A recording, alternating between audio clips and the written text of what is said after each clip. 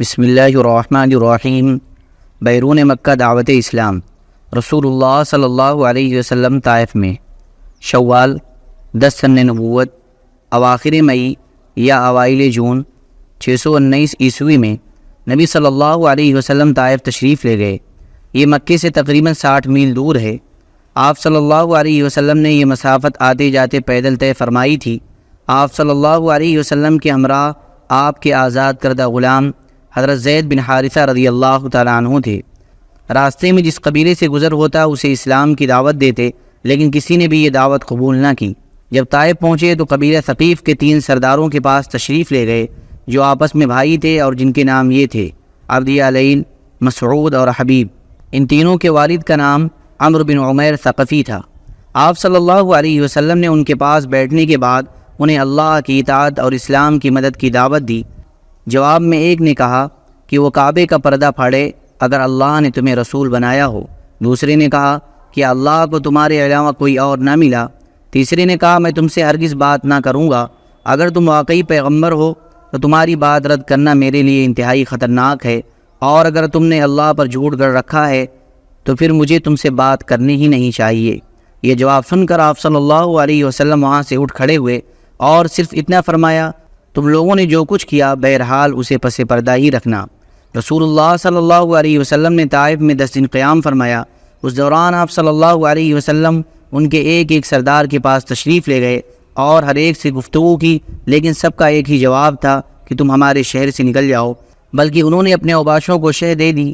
چنانچہ جب آپ صلی اللہ علیہ وسلم نے واپسی کا قصد فرمایا تو یہ اوباش گالیاں دیتے، تالیاں پیٹتے اور شور مچاتے آپ صلی اللہ علیہ وسلم کے پیچھے لگ گئے، اور دیکھتے دیکھتے اتنی بھیڑ جمع ہو گئی کہ آپ صلی اللہ علیہ وسلم کے راستے کے دونوں جانب لائن لگ گئی۔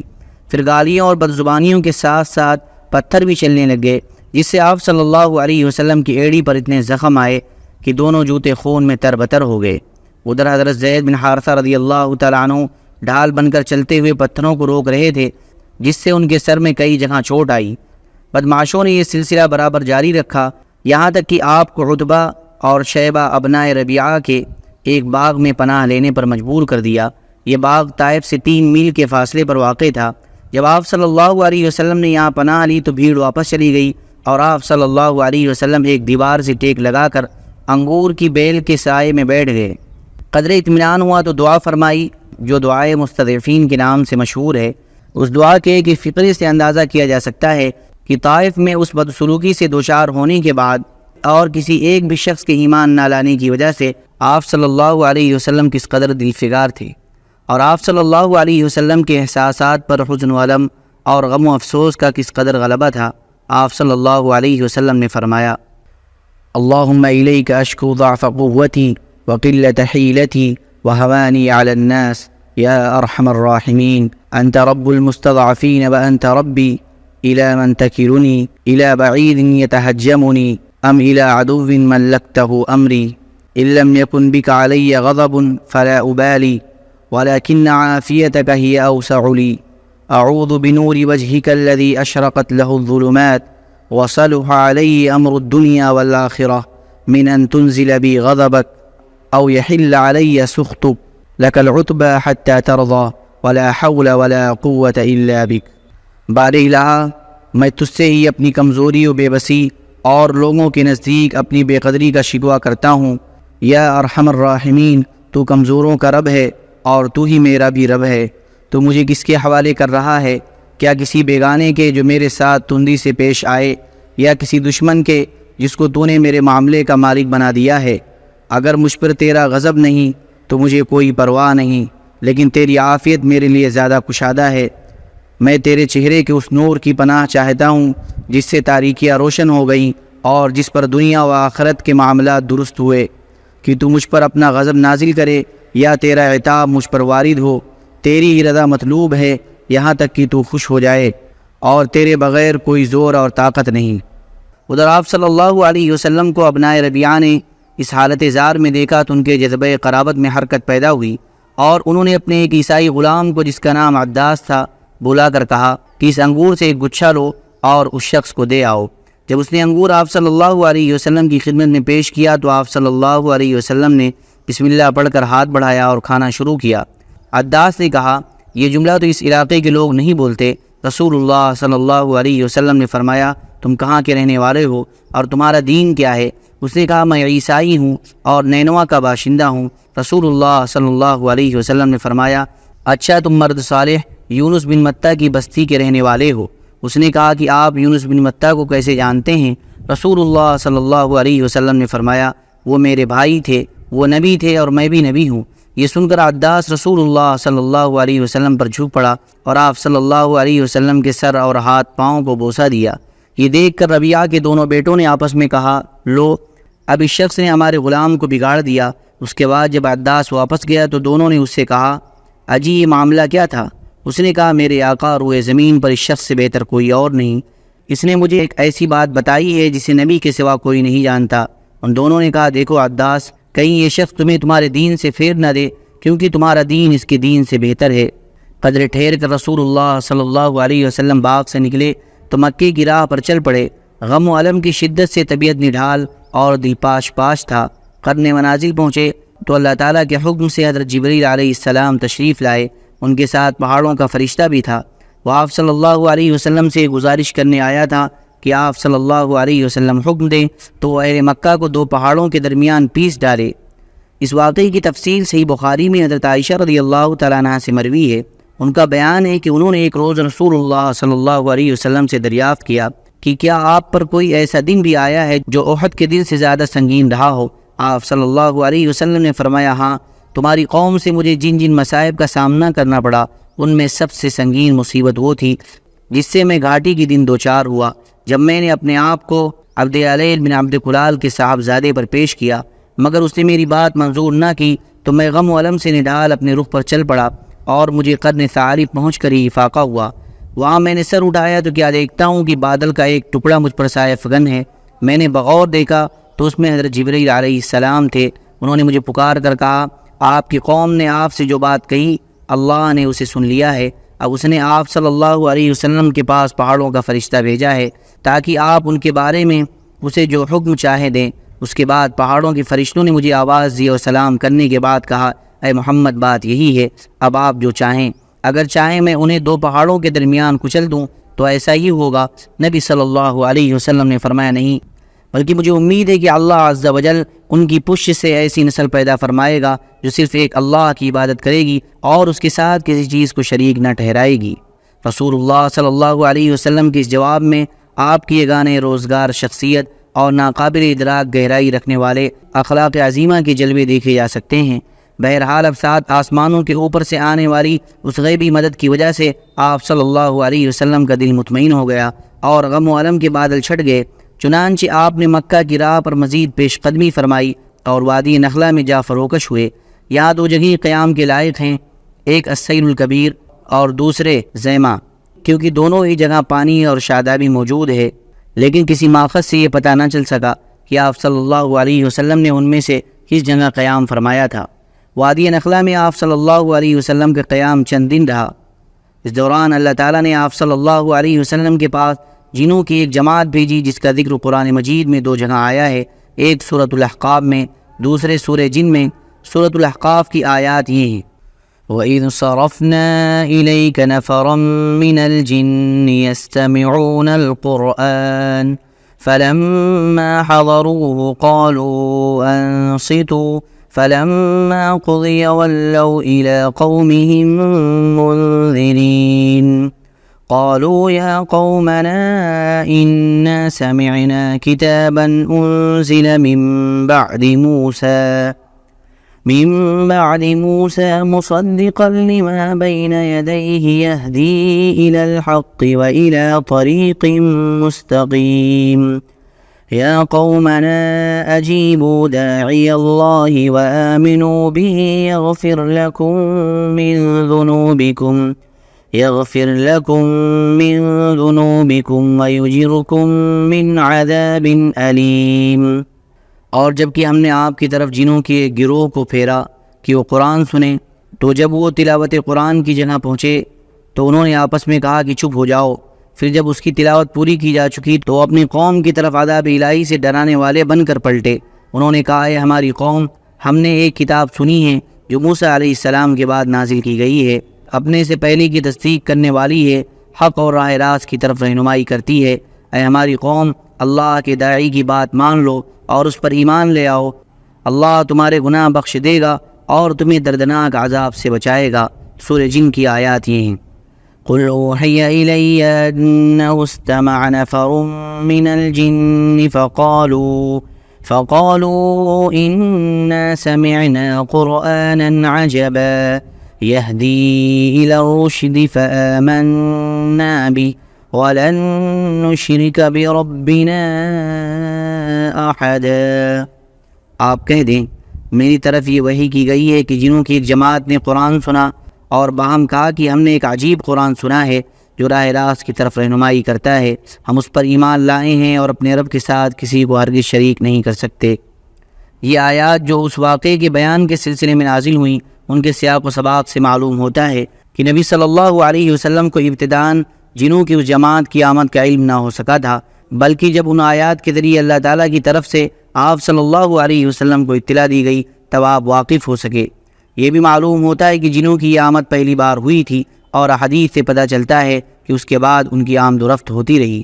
جنوں کی آمد اور قبول اسلام کا واقعہ در حقیقت اللہ تعالیٰ کی جانب سے دوسری مدد تھی جو اس نے اپنے غیب مکنون کے خزانے سے اپنے اس لشکر کے ذریعے فرمائی تھی جس کا علم اللہ کے سوا کسی کو نہیں۔ پھر اس واقعے کے تعلق سے جو آیات نازل ہوئیں ان کے بیچ میں نبی صلی اللہ علیہ وسلم کی دعوت کی کامیابی کی بشارتیں بھی ہیں، اور اس بات کی وضاحت بھی کہ کائنات کی کوئی بھی طاقت اس دعوت کی کامیابی کی راہ میں حائل نہیں ہو سکتی۔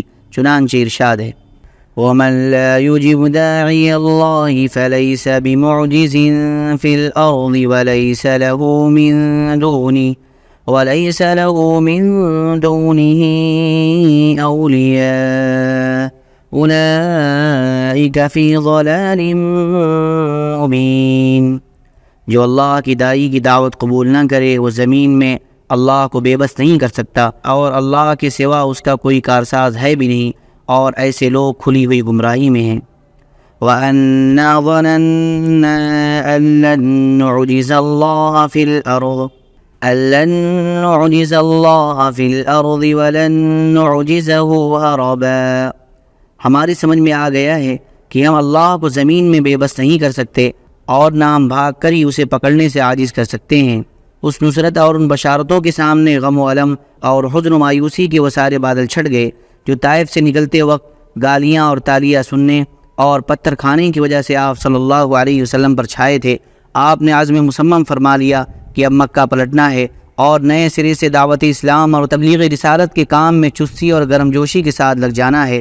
یہی موقع تھا جب حضرت زید بن حارثہ نے آپ صلی اللہ علیہ وسلم سے عرض کی کہ آپ مکہ کیسے جائیں گے جبکہ وہاں کے باشندوں یعنی قریش نے آپ کو نکال دیا ہے، اور جواب میں آپ صلی اللہ علیہ وسلم نے فرمایا اے زید، تم جو حالت دیکھ رہے ہو اللہ تعالیٰ اس سے کشادگی اور نجات کی کوئی راہ ضرور بنائے گا۔ اللہ تعالیٰ یقیناً اپنے دین کی مدد کرے گا اور اپنے نبی کو غالب فرمائے گا۔ آخر رسول اللہ صلی اللہ علیہ وسلم وہاں سے روانہ ہوئے اور مکے کے قریب پہنچ کر کوہ حرا کے دامن میں ٹھہر گئے۔ پھر خزاعہ کے ایک آدمی کے ذریعے اخنس بن شریح کو یہ پیغام بھیجا کہ وہ آپ صلی اللہ علیہ وسلم کو پناہ دے دے، مگر اخنس نے یہ کہہ کر معذرت کر لی کہ میں حلیف ہوں اور حلیف کو یہ پناہ دینے کا اختیار نہیں رہتا۔ اس کے بعد آپ صلی اللہ علیہ وسلم نے سہیل بن عمرو کے پاس یہ پیغام بھیجا، مگر اس نے بھی یہ کہہ کر معذرت کر لی کہ بنی عامر کی دی ہوئی پناہ بنو کعب پر لاگو نہیں ہوتی۔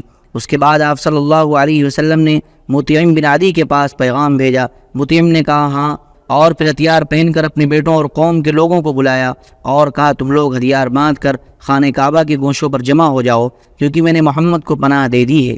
اس کے بعد مطعم نے رسول اللہ صلی اللہ علیہ وسلم کے پاس پیغام بھیجا کہ مکے کے اندر جائیں۔ آپ پیغام پانے کے بعد حضرت زید بن حارثہ کو ہمراہ لے کر مکہ تشریف لائے اور مسجد حرام میں داخل ہو گئے۔ اس کے بعد مطعم بن عدی نے اپنی سواری پر کھڑے ہو کر اعلان کیا کہ قریش کے لوگوں، میں نے محمد کو پناہ دے دی ہے، اب اسے کوئی نہ چھیڑے۔ ادھر رسول اللہ صلی اللہ علیہ وسلم سیدھے حجر اسود کے پاس پہنچے، اسے چوما، پھر 2 رکعت نماز پڑھی اور اپنے گھر کو پلٹ آئے۔ اس دوران مطعم بن عدی اور ان کے لڑکوں نے ہتھیار باندھ کر آپ صلی اللہ علیہ وسلم کے ارد گرد حلقہ باندھے رکھا تاکہ آپ صلی اللہ علیہ وسلم اپنے مکان کے اندر تشریف لے گئے۔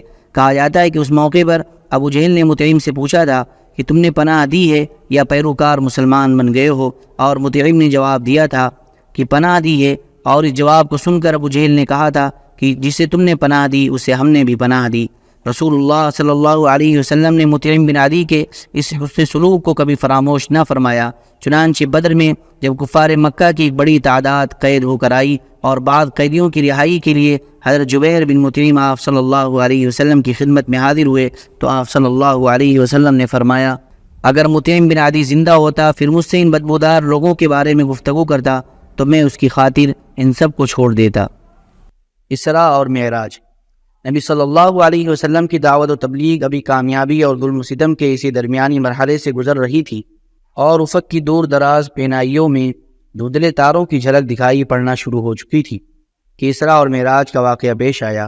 یہ معراج کب واقع ہوئی، اس بارے میں اہل سیر کے اقوال مختلف ہیں، جو یہ ہیں: نمبر 1، جس سال آپ صلی اللہ علیہ وسلم کو نبوت دی گئی اسی سال معراج بھی واقع ہوئی، یہ طبری کا قول ہے۔ نمبر 2، نبوت کے 5 سال بعد معراج ہوئی، اسے امام نووی اور امام قرطبی نے راجح قرار دیا ہے۔ نمبر 3، نبوت کے 10ویں سال 27 رجب کو ہوئی، اسے علامہ منصور پوری نے اختیار کیا ہے۔ نمبر 4، ہجرت سے 16 مہینے پہلے یعنی نبوت کے 12ویں سال رمضان میں ہوئی۔ نمبر 5، ہجرت سے 1 سال 2 ماہ پہلے یعنی نبوت کے 13ویں سال محرم میں ہوئی۔ نمبر 6، ہجرت سے 1 سال پہلے یعنی نبوت کے 13ویں سال ماہ ربیع الاول میں ہوئی۔ ان میں سے پہلے 3 اقوال اس لیے صحیح نہیں مانے جا سکتے کہ حضرت خدیجہ رضی اللہ تعالیٰ عنہ کی وفات نماز پنجگانہ فرض ہونے سے پہلے ہوئی تھی، اور اس پر سب کا اتفاق ہے کہ نماز پنجگانہ کی فرضیت معراج کی رات ہوئی۔ اس کا مطلب یہ ہے کہ حضرت خدیجہ رضی اللہ تعالیٰ عنہ کی وفات معراج سے پہلے ہوئی تھی، اور معلوم ہے کہ حضرت خدیجہ رضی اللہ تعالیٰ عنہ کی وفات نبوت کے 10ویں سال ماہ رمضان میں ہوئی، لہذا معراج کا زمانہ اس کے بعد کا ہوگا، اس سے پہلے کا نہیں۔ باقی رہے اخیر کے 3 اقوال، تو ان میں سے کسی کو کسی پر ترجیح دینے کے لیے کوئی دلیل نہ مل سکی۔ البتہ سورہ اسراء کے سیاق سے اندازہ ہوتا ہے کہ یہ واقعہ مکی زندگی کے بالکل آخری دور کا ہے۔ ائمہ حدیث نے اس واقعے کی جو تفصیلات روایت کی ہیں ہم اگلی سطور میں ان کا حاصل پیش کر رہے ہیں۔ ابن قیم لکھتے ہیں کہ صحیح قول کے مطابق رسول اللہ صلی اللہ علیہ وسلم کو آپ کے جسم مبارک سمیت براق پر سوار کر کے حضرت جبریل علیہ السلام کی معیت میں مسجد حرام سے بیت المقدس تک سیر کرائی گئی، پھر آپ نے وہاں نزول فرمایا اور انبیاء کی امامت فرماتے ہوئے نماز پڑھائی اور براق کو مسجد کے دروازے کے حلقے سے باندھ دیا تھا۔ اس کے بعد اسی رات آپ صلی اللہ علیہ وسلم کو بیت المقدس سے آسمان دنیا تک لے جایا گیا۔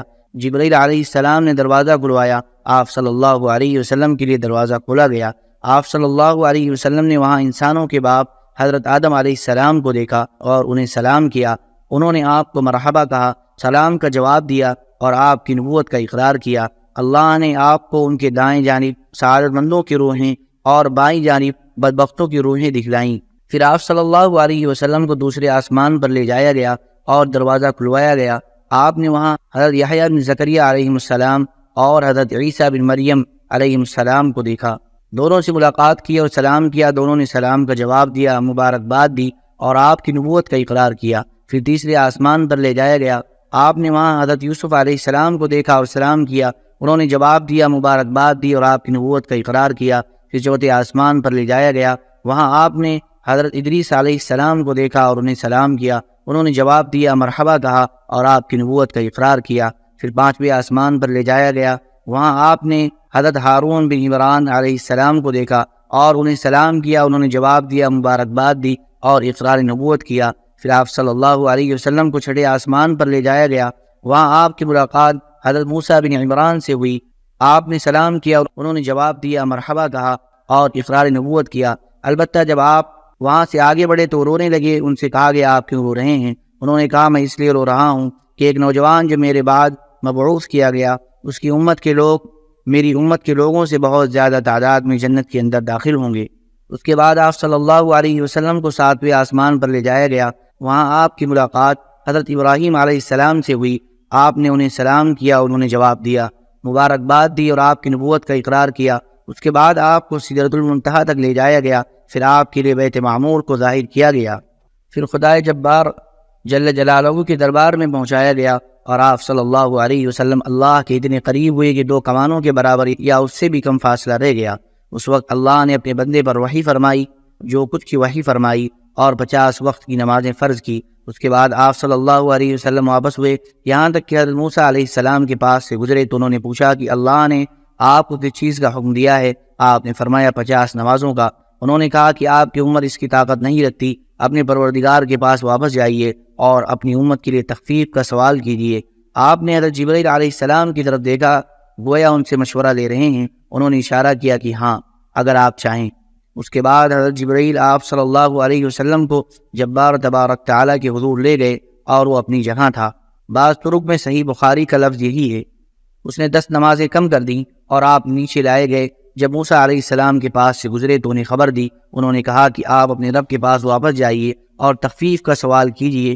اسی طرح حضرت موسیٰ علیہ السلام اور اللہ عز و جل کے درمیان آپ کی آمد و رفت برابر جاری رہی، یہاں تک کہ اللہ عز و جل نے صرف 5 نمازیں باقی رکھیں۔ اس کے بعد بھی موسیٰ علیہ السلام نے آپ صلی اللہ علیہ وسلم کو واپسی اور طلب تخفیف کا مشورہ دیا، مگر آپ نے فرمایا اب مجھے اپنے رب سے شرم محسوس ہو رہی ہے، میں اسی پر راضی ہوں اور اسے تسلیم خم کرتا ہوں۔ پھر جب آپ صلی اللہ علیہ وسلم مزید کچھ دور تشریف لے گئے تو ندا آئی کہ میں نے اپنا فریضہ نافذ کر دیا اور اپنے بندوں سے تخفیف کر دی۔ اس کے بعد ابن قیم نے اس بارے میں اختلاف ذکر کیا ہے کہ نبی صلی اللہ علیہ وسلم نے اپنے رب تبارک و تعالیٰ کو دیکھا یا نہیں۔ پھر امام ابن تیمیہ کی ایک تحقیق ذکر کی ہے جس کا حاصل یہ ہے کہ آنکھ سے دیکھنے کا سرے سے کوئی ثبوت ہی نہیں اور نہ کوئی صحابی اس کا قائل ہے، اور ابن عباس رضی اللہ تعالیٰ عنہ سے مطلقاً دیکھنے اور دل سے دیکھنے کی جو 2 قول منقول ہیں ان میں سے پہلا دوسرے کے منافی نہیں۔ اس کے بعد امام ابن قیم لکھتے ہیں کہ سورہ نجم میں اللہ تبارک و تعالیٰ کا جو یہ ارشاد ہے ثم دنا فتدلی، پھر وہ نزدیک آیا اور قریب تر ہو گیا، تو یہ اس قربت کے علاوہ ہے جو معراج کے واقعے میں حاصل ہوئی تھی، کیونکہ سورہ نجم میں جس قربت کا ذکر ہے اس سے مراد حضرت جبرائیل علیہ السلام کی قربت و تدلی ہے، جیسا کہ حضرت عائشہ رضی اللہ تعالیٰ عنہ اور ابن مسعود رضی اللہ تعالیٰ عنہ نے فرمایا ہے، اور سیاق بھی اسی پر دلالت کرتا ہے۔ اس کے برخلاف حدیث معراج میں جس قربت و تدلی کا ذکر ہے اس کے بارے میں صراحت ہے کہ یہ رب تبارک و تعالیٰ سے قربت و تدلی تھی، اور سورہ نجم میں اس کو سرے سے چھیڑا ہی نہیں گیا، بلکہ اس میں یہ کہا گیا ہے کہ آپ صلی اللہ علیہ وسلم نے انہیں دوسری بار سدرۃ المنتہا کے پاس دیکھا، اور یہ حضرت جبرائیل علیہ السلام تھے۔ انہیں محمد صلی اللہ علیہ وسلم نے ان کی اپنی شکل میں 2 مرتبہ دیکھا تھا، ایک مرتبہ زمین پر اور ایک مرتبہ سدرۃ المنتہا کے پاس، واللہ اعلم۔ اس دفعہ بھی نبی صلی اللہ علیہ وسلم کے ساتھ شق صدر یعنی سینہ چاک کیے جانے کا واقعہ پیش آیا، اور آپ صلی اللہ علیہ وسلم کو سفر کے دوران کئی چیزیں دکھلائی گئیں۔ آپ صلی اللہ علیہ وسلم پر دودھ اور شراب پیش کیے گئے۔ آپ صلی اللہ علیہ وسلم نے دودھ اختیار فرمایا، اس پر آپ صلی اللہ علیہ وسلم سے کہا گیا کہ آپ صلی اللہ علیہ وسلم کو فطرت کی راہ بتائی گئی، یا آپ نے فطرت پالی، اور یاد رکھیے کہ اگر آپ صلی اللہ علیہ وسلم نے شراب لی ہوتی تو آپ کی امت گمراہ ہو جاتی۔ آپ صلی اللہ علیہ وسلم نے جنت میں 4 نہریں دیکھیں، 2 ظاہری اور 2 باطنی۔ ظاہری نہریں نیل و فرات تھیں، اس کا مطلب غالباً یہ ہے کہ آپ صلی اللہ علیہ وسلم کی رسالت نیل و فرات کی شاداب وادیوں کو اپنا وطن بنائے گی، یعنی یہاں کے باشندے نسلاً بعد نسل مسلمان ہوں گے، یہ نہیں کہ ان دونوں نہروں کے پانی کا منبع جنت میں ہے، واللہ اعلم۔ آپ صلی اللہ علیہ وسلم نے مالک داروغ جہنم کو بھی دیکھا، وہ ہنستا نہ تھا اور نہ اس کے چہرے پر خوشی اور بشاشت تھی۔ آپ صلی اللہ علیہ وسلم نے جنت و جہنم بھی دیکھی۔ آپ صلی اللہ علیہ وسلم نے ان لوگوں کو بھی دیکھا جو یتیموں کا مال ظلماً کھا جاتے ہیں، ان کے ہونٹ اونٹ کے ہونٹوں کی طرح تھے، اور وہ اپنے منہ میں پتھر کے ٹکڑوں جیسے انگارے ٹھوس رہے تھے جو دوسری جانب ان کے پیخانے کے راستے سے نکل رہے تھے۔ آپ صلی اللہ علیہ وسلم نے سود خوروں کو بھی دیکھا، ان کے پیٹ اتنے بڑے بڑے تھے کہ وہ اپنی جگہ سے ادھر ادھر نہیں ہو سکتے تھے، اور جب آل فرعون کو آگ پر پیش کرنے کے لیے لے جایا جاتا تو ان کے پاس سے گزرتے وقت انہیں روڑتے ہوئے جاتے تھے۔ آپ صلی اللہ علیہ وسلم نے زناکاروں کو بھی دیکھا، ان کے سامنے تازہ اور فربا گوشت تھا، اور اسی کے پہلو بپہلو سڑا ہوا چھیچڑا بھی تھا۔ یہ لوگ تازہ اور فربا گوشت چھوڑ کر سڑا ہوا چھیچڑا کھا رہے تھے۔ آپ صلی اللہ علیہ وسلم نے ان عورتوں کو دیکھا جو اپنے شوہروں پر دوسروں کی اولاد داخل کر دیتی ہیں، یعنی دوسروں سے زنا کے ذریعے حاملہ ہوتی ہیں، لیکن لا علمی کی وجہ سے بچہ ان کے شوہر کا سمجھا جاتا ہے۔ آپ صلی اللہ علیہ وسلم نے انہیں دیکھا کہ ان کے سینوں میں بڑے بڑے ٹیڑھے کانٹے چبھا کر انہیں آسمان و زمین کے درمیان لٹکا دیا گیا، آپ صلی اللہ علیہ وسلم نے آتے جاتے ہوئے اہل مکہ کا ایک قافلہ بھی دیکھا اور انہیں ان کا ایک اونٹ بھی بتایا جو بھڑک کر بھاگ گیا تھا۔ آپ صلی اللہ علیہ وسلم نے ان کا پانی بھی پیا جو ایک ڈھکے ہوئے برتن میں رکھا تھا۔ اس وقت قافلہ سو رہا تھا، پھر آپ صلی اللہ علیہ وسلم نے اسی طرح برتن ڈھک کر چھوڑ دیا، اور یہ بات معراج کی صبح آپ صلی اللہ علیہ وسلم کے دعوے کی صداقت کی ایک دلیل ثابت ہوئی۔ علامہ ابن قیم فرماتے ہیں کہ جب رسول اللہ صلی اللہ علیہ وسلم نے صبح کی اور اپنی قوم کو ان بڑی بڑی نشانیوں کی خبر دی جو اللہ عز و جل نے آپ صلی اللہ علیہ وسلم کو دکھلائی تھی، تو قوم کی تکذیب اور اذیت و ضرر رسانی میں اور شدت آ گئی۔ انہوں نے آپ صلی اللہ علیہ وسلم سے سوال کیا کہ بیت المقدس کی کیفیت بیان کریں۔ اس پر اللہ نے آپ صلی اللہ علیہ وسلم کے لیے بیت المقدس کو ظاہر فرما دیا اور وہ آپ کی نگاہوں کے سامنے آ گیا۔ چنانچہ آپ صلی اللہ علیہ وسلم نے قوم کو اس کی نشانیاں بتلانا شروع کی اور ان سے کسی بات کی تردید نہ بن پڑی۔ آپ صلی اللہ علیہ وسلم نے جاتے اور آتے ہوئے ان کے قافلے سے ملنے کا بھی ذکر فرمایا اور بتلائے کہ اس کی آمد کا وقت کیا ہے۔ آپ صلی اللہ علیہ وسلم نے اس اونٹ کی بھی نشاندہی کی جو قافلے کے آگے آگے آ رہا تھا۔ پھر جیسا کچھ آپ نے بتایا تھا ویسا ہی ثابت ہوا، لیکن ان سب کے باوجود ان کی نفرت میں اضافہ ہی ہوا۔ ان ظالموں نے کفر کرتے ہوئے کچھ بھی ماننے سے انکار کر دیا۔ کہا جاتا ہے کہ ابو بکر رضی اللہ تعالیٰ عنہ کو اسی موقع پر صدیق کا خطاب دیا گیا، کیونکہ آپ نے اس واقعے کی اس وقت تصدیق کی جبکہ اور لوگوں نے تکذیب کی تھی۔ معراج کا فائدہ بیان فرماتے ہوئے جو سب سے مختصر اور عظیم بات کہی گئی وہ یہ ہے لِنُرِيَهُ مِنْ آيَاتِنَا، تاکہ ہم آپ کو اپنی کچھ نشانیاں دکھلائیں، اور انبیاء اکرام کے بارے میں یہی اللہ تعالیٰ کی سنت ہے۔ ارشاد ہے وَكَذَلِكَ نُرِي إِبْرَاهِيمَ مَلَكُوتَ السَّمَاوَاتِ وَالْأَرْضِ وَلِيَكُونَ مِنَ الْمُوقِنِينَ، اور اسی طرح ہم نے ابراہیم کو آسمان و زمین کا نظام سلطنت دکھلایا اور تاکہ وہ یقین کرنے والوں میں سے ہوں۔ اور موسیٰ علیہ السلام سے فرمایا لِنُرِيَكَ مِنْ آيَاتِنَا الْكُبْرَى، تاکہ ہم تمہیں اپنی کچھ بڑی نشانیاں دکھلائیں۔ پھر ان نشانیوں کے دکھلانے کا جو مقصود تھا اسے بھی اللہ تعالیٰ نے اپنے ارشاد وَلِيَكُونَ مِنَ الْمُوقِنِينَ، تاکہ وہ یقین کرنے والوں میں سے ہوں کے ذریعے واضح فرما دیا۔ چنانچہ جب انبیاء کرام کے علوم کو اس طرح کے مشاہدات کی سند حاصل ہو جاتی تھی تو انہیں عین الیقین کا وہ مقام حاصل ہو جاتا تھا اس کا اندازہ لگانا ممکن نہیں کہ شنیدہ کیبود مانند دیدہ۔ اور یہی وجہ ہے کہ انبیاء کرام اللہ کی راہ میں ایسی ایسی مشکلات جھیل لیتے تھے جنہیں کوئی اور جھیل ہی نہیں سکتا۔ در حقیقت ان کی نگاہوں میں دنیا کی ساری قوتیں مل کر بھی مچھر کے پر کے برابر حیثیت نہیں رکھتی تھیں، اس لیے وہ ان قوتوں کی طرف سے ہونے والی سختیوں اور ایذا رسانیوں کی کوئی پرواہ نہیں کرتے تھے۔ اس واقعے معراج کی جزیات کے پس پردہ مزید جو حکمتیں اور اسرار کار فرما تھے ان کی بحث کا اصل مقام اسرار شریعت کی کتابیں ہیں۔ البتہ چند موٹے موٹے حقائق ایسے ہیں جو اس مبارک سفر کے سرچشموں سے پھوٹ کر سیرت نبوی کے گلشن کی طرف رواں دواں ہیں، اس لیے یہاں مختصراً انہیں قلم بند کیا جا رہا ہے۔ آپ دیکھیں گے کہ اللہ تبارک و تعالیٰ نے سورہ اسراء میں اسراء کا واقعہ صرف ایک آیت میں ذکر کر کے کلام کا رخ یہود کے سیاہ کاریوں اور جرائم کے بیان کی جانب موڑ دیا ہے۔ پھر انہیں آگاہ کیا ہے کہ یہ قرآن اس راہ کی ہدایت دیتا ہے جو سب سے سیدھی اور صحیح راہ ہے۔ قرآن پڑھنے والوں کو بسا اوقات شبہ ہوتا ہے کہ دونوں باتیں بے جوڑ ہیں، لیکن در حقیقت ایسا نہیں ہے، بلکہ اللہ تبارک و تعالیٰ اس اسلوب کے ذریعے سے یہ اشارہ فرما رہا ہے کہ اب یہود کو نوع انسانیت کی قیادت سے معزول کیا جانے والا ہے، کیونکہ انہوں نے ایسے ایسے جرائم کا ارتکاب کیا ہے جن سے ملوث ہونے کے بعد انہیں اس منصب پر باقی نہیں رکھا جا سکتا ہے۔ لہذا اب یہ منصب رسول اللہ صلی اللہ علیہ وسلم کو سونپا جائے گا اور دعوت ابراہیمی کی دونوں مراکز ان کے ماتحت کر دیے جائیں گے۔ بالفاظ دیگر اب وقت آ گیا ہے کہ روحانی قیادت ایک امت سے دوسری امت کو منتقل کر دی جائے، یعنی ایک ایسی امت سے جس کی تاریخ غدر و خیانت اور ظلم و بدکاری سے بھری ہوئی ہے، یہ قیادت چھین کر ایک ایسی امت کے حوالے کر دی جائے جس سے نیکیوں اور بھلائیوں کے چشمے پھوٹیں گے اور جس کا پیغمبر سب سے زیادہ درست راہ بتانے والا قرآن کی وحی سے بہراور ہے۔ لیکن یہ قیادت منتقل کیسے ہو سکتی ہے جبکہ اس امت کا رسول مکہ کے پہاڑوں میں لوگوں کے درمیان ٹھوکریں کھاتا پھر رہا ہے؟ اس وقت یہ ایک سوال تھا جو ایک دوسری حقیقت سے پردہ اٹھا رہا تھا، اور وہ حقیقت یہ تھی کہ اسلامی دعوت کا ایک دور اپنے خاتمے اور اپنے تکمیل کے قریب آ لگا ہے، اور اب ایک دوسرا دور شروع ہونے والا ہے جس کا دھارا پہلے سے مختلف ہوگا۔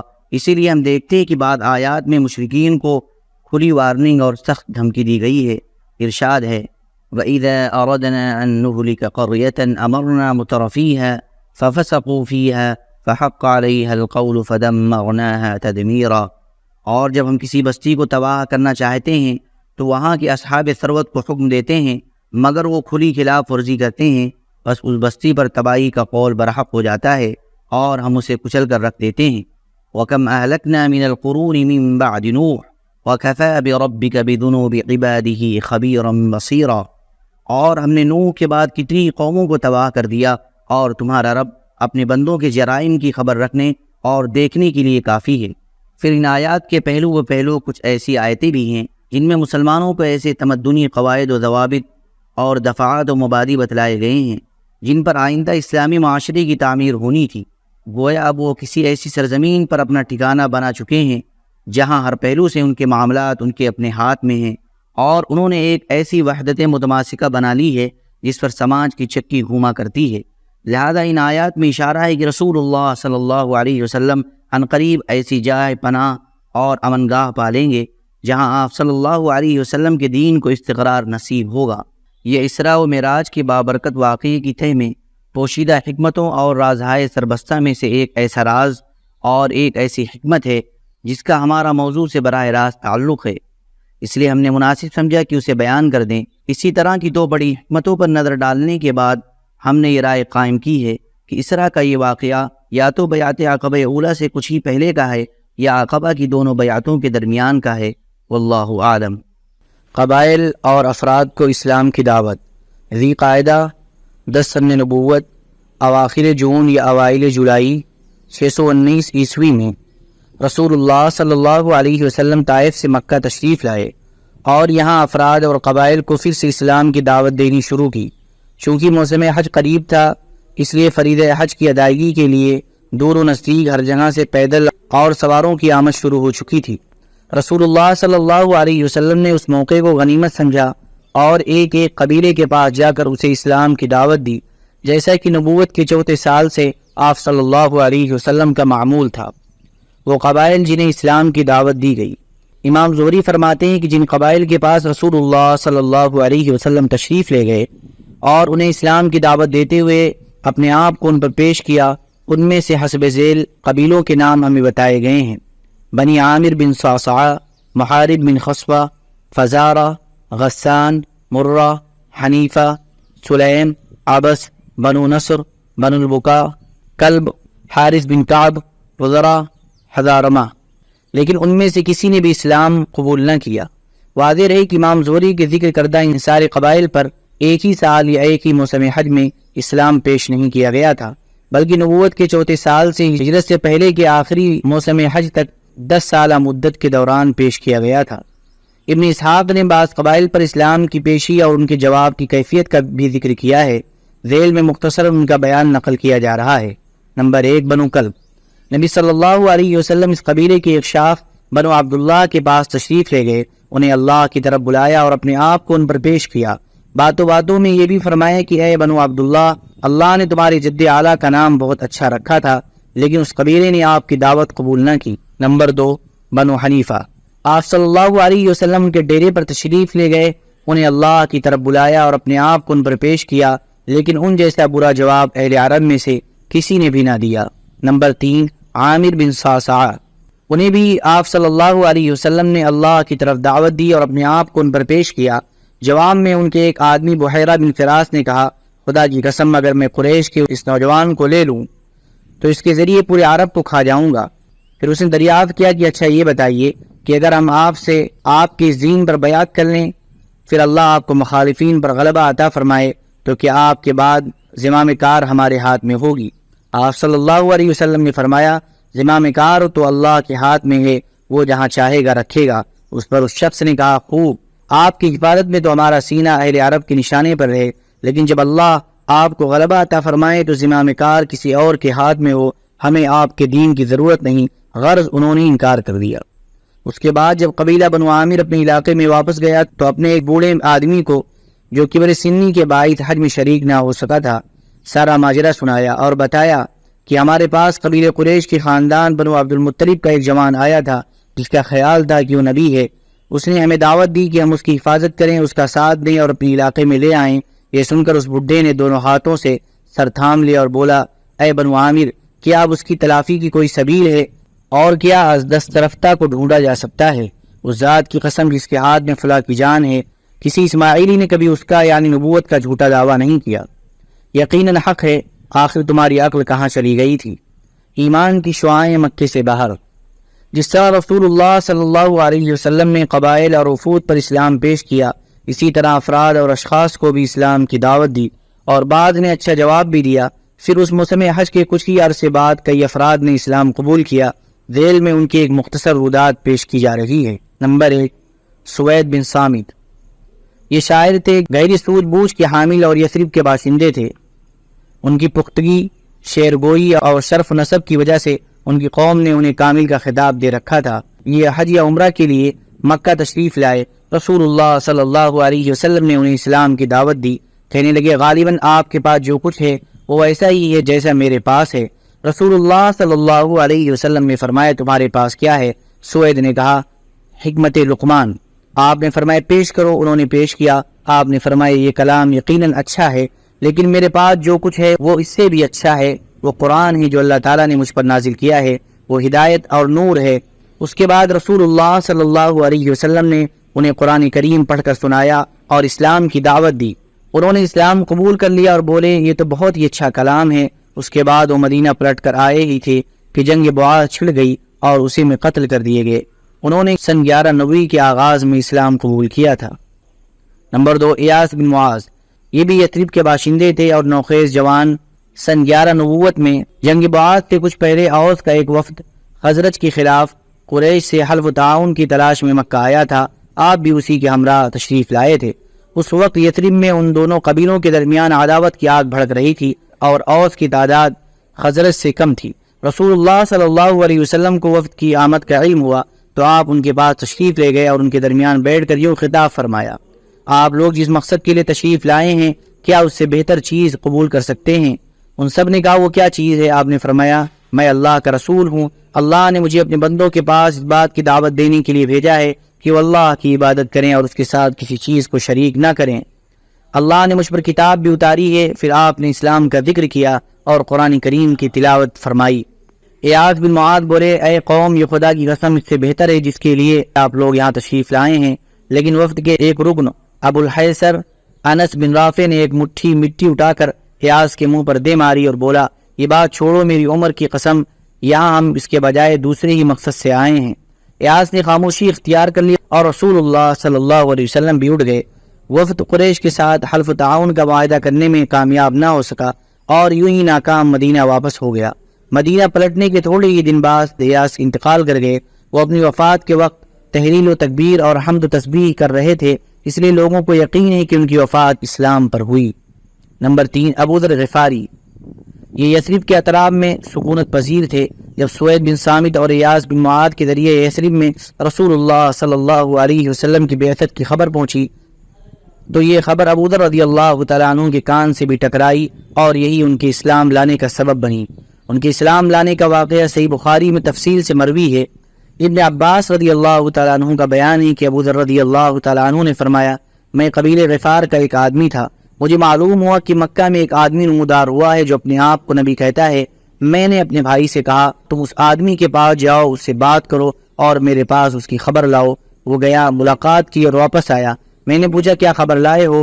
بولا، خدا کی قسم، میں نے ایک ایسا آدمی دیکھا ہے جو بلائی کا حکم دیتا ہے اور برائی سے روکتا ہے۔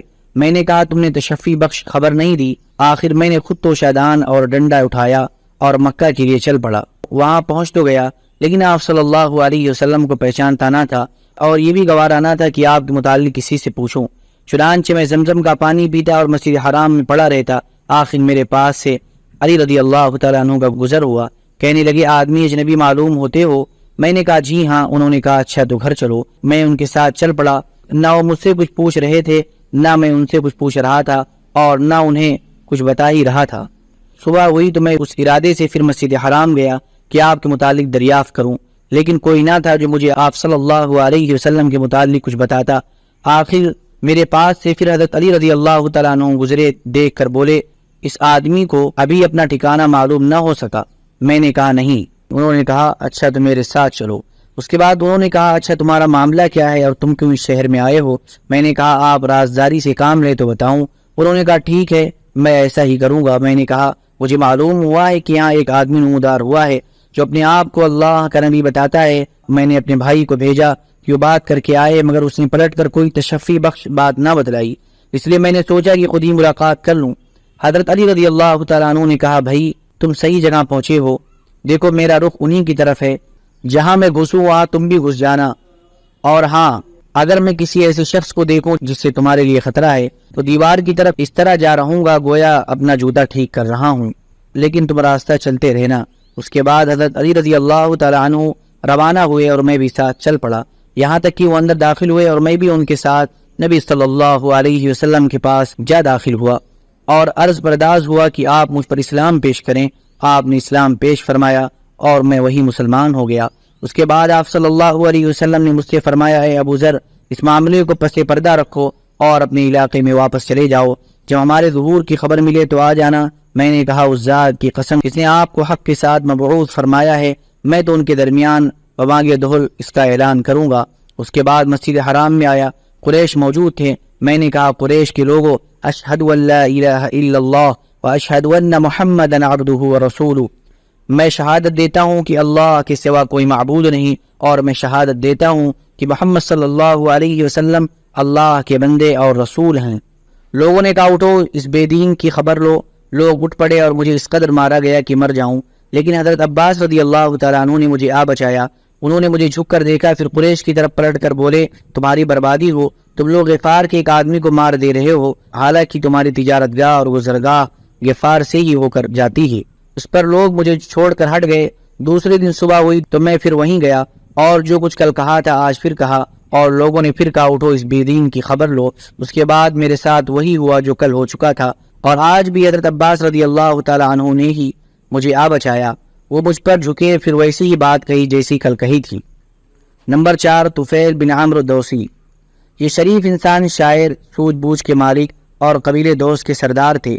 ان کے قبیلے کو بعض نواحی یمن میں عمارت یا تقریباً عمارت حاصل تھی۔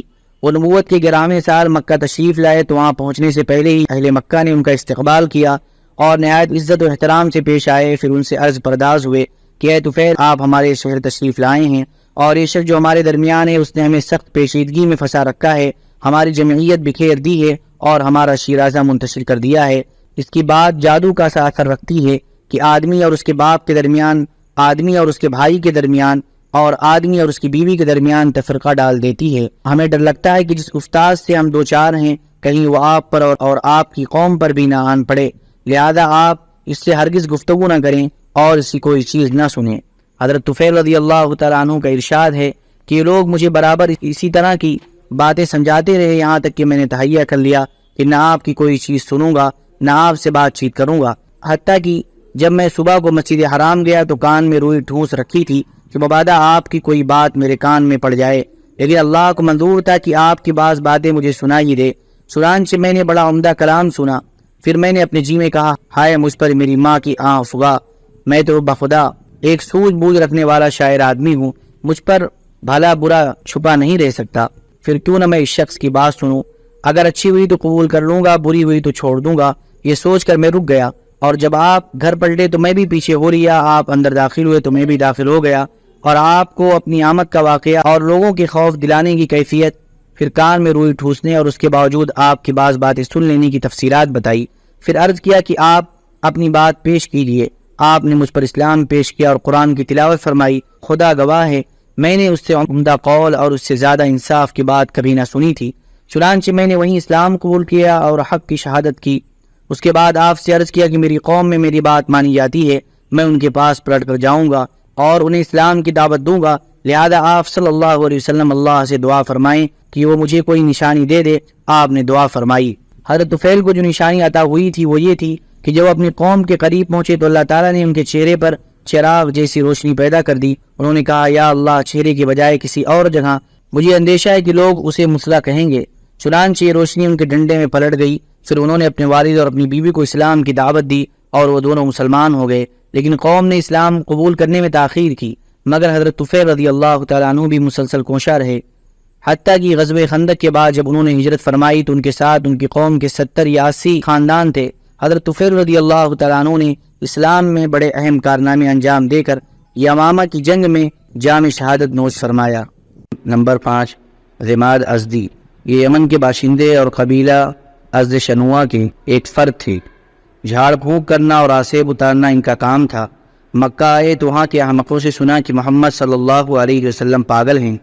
سوچا کیوں نہ اس شخص کے پاس چلوں، ہو سکتا ہے اللہ میری ہی ہاتھوں سے اسے شفا دے دے۔ چنانچہ آپ سے ملاقات کی اور کہا، اے محمد، میں آسیب اتارنے کے لیے جھاڑ پھونک کیا کرتا ہوں، کیا آپ کو بھی اس کی ضرورت ہے؟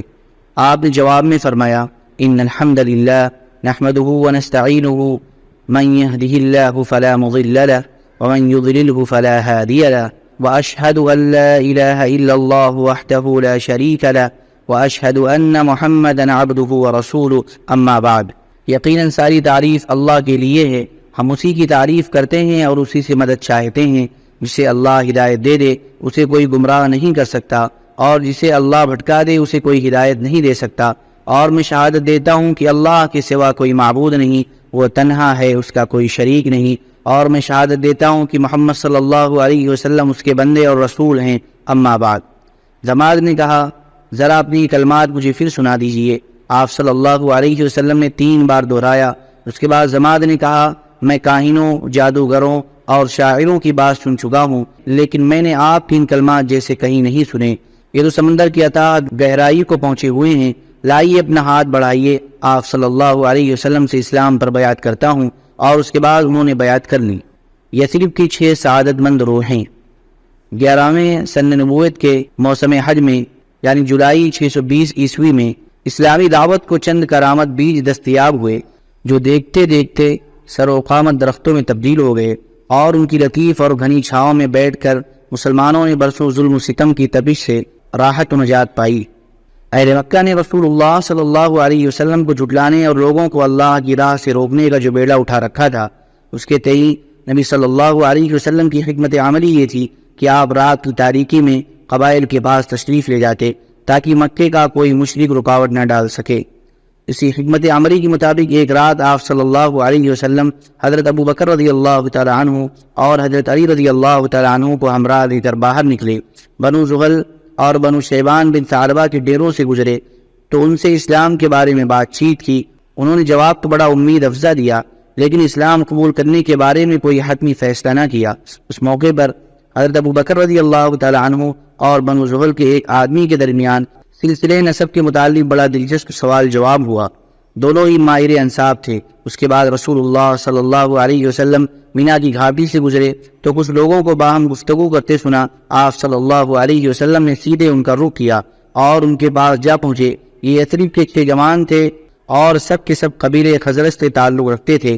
نام یہ ہیں: نمبر 1 اسعد بن زرارہ، قبیلے بنی نجار۔ نمبر 2 عوف بن حارث بن رفاع ابن عفرہ۔ نمبر 3 رافع بن مالک بن عجلان، قبیلے بنو زریق۔ نمبر 4 عتبہ بن عامر بن خدیدہ، قبیلے بنو سلمہ۔ نمبر 5 عقبہ بن عامر بن نابی، قبیلے بنی حرام بن کعب۔ نمبر 6 حارث بن عبداللہ بن ریاب، قبیلے بنی عبید بن غنم۔ یہ اہل یثرب کی خوش قسمتی تھی کہ وہ اپنے حریف یہود مدینہ سے سنا کرتے تھے کہ اس زمانے میں ایک نبی بھیجا جانے والا ہے اور اب جلد ہی وہ نمودار ہوگا، ہم اس کی پیروی کر کے اس کی معیت میں تمہیں عاد ارم کی طرح قتل کر ڈالیں گے۔ رسول اللہ صلی اللہ علیہ وسلم نے ان کے پاس پہنچ کر دریافت کیا کہ آپ لوگ کون ہیں؟ انہوں نے کہا، ہم قبیلے خزرج سے تعلق رکھتے ہیں۔ آپ صلی اللہ علیہ وسلم نے فرمایا، یعنی یہود کے حریف؟ بولے ہاں۔ فرمایا، پھر کیوں نہ آپ حضرات بیٹھیں، کچھ بات چیت کی جائے۔ وہ لوگ بیٹھ گئے۔ آپ صلی اللہ علیہ وسلم نے ان کے سامنے اسلام کی حقیقت بیان فرمائی، انہیں اللہ عز و جل کی طرف دعوت دی اور قرآن کریم کی تلاوت فرمائی۔ انہوں نے آپس میں ایک دوسرے سے کہا، بھائی دیکھو، یہ تو وہی نبی معلوم ہوتے ہیں جن کا حوالہ دے کر یہود تمہیں دھمکیاں دیا کرتے ہیں، لہذا یہود تم پر سبقت نہ لے جانے پائیں۔ اس کے بعد انہوں نے فوراً آپ کی دعوت قبول کر لی اور مسلمان ہو گئے۔ یہ یثرب کے عقلاء الرجال تھے، حال ہی میں جو جنگ گزر چکی تھی اور جس کے دھوئیں اب تک فضا کو تاریک کیے ہوئے تھے، اس جنگ نے انہیں چھوڑ چھوڑ کر دیا تھا، اس لیے انہوں نے بجا طور پر یہ توقع قائم کی کہ آپ کی دعوت جنگ کے خاتمے کا ذریعہ ثابت ہوگی۔ چنانچہ انہوں نے کہا ہم اپنی قوم کو اس حالت میں چھوڑ کر آئے ہیں کہ کسی اور قوم میں ان کے جیسی عداوت و دشمنی نہیں پائی جاتی۔ امید ہے کہ اللہ آپ کے ذریعے انہیں یکجا کر دے گا۔ ہم وہاں جا کر لوگوں کو آپ کے مقصد کی طرف بلائیں گے اور دین جو ہم نے خود قبول کر لیا ہے ان پر بھی پیش کریں گے۔ اگر اللہ نے آپ پر ان کو یکجا کر دیا تو پھر آپ سے بڑھ کر کوئی اور معزز نہ ہوگا۔